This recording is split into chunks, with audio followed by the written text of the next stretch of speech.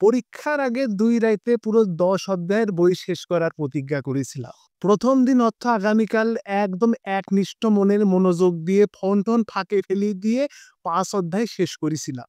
সেই মোতাবেক আইজকেও বাকি ৫ অধ্যায় শেষ করার জন্যই সন্ধ্যে ৭ঃ০০ থেকে পড়তে বইছিলাম।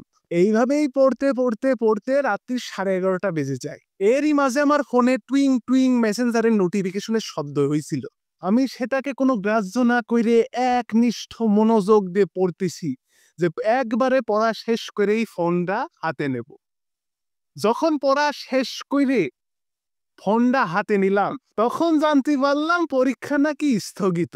আর সেই টুইং, টুইং মেসেঞ্জারের নোটিফিকেশন গুলো ছিল ক্লাস গ্রুপে দেওয়া সবার মেসেজ। আসলে মেসেজও বলা চলে না, এক কথায় বলতে গেলে গালিগুলো। শেষমেশ পরীক্ষা স্থগিত হওয়ার খবরটাকে যাচাই বাছাই কইরে আমার মুখ দিয়ে বোর্ডের জন্য স্পেশাল কয়টা গালি বেরিয়ে গেল। না বাকাশিব বোর্ডকে আমি জিজ্ঞাসা করতে চাই, না আপনারা কি সন্ধ্যা বা বিকালের দিকে কোনো নোটিশ দিতে পারেন না? আপনাদের কি রাইতের বেলায় কি কামড় ওঠে? কি করেন? কি করেন আপনারা? হ্যাঁ? আপনাদের উপর তো আগেই বিশ্বাস উঠে গেছিল। এরপরে আরো বিশ্বাস উঠে গেল।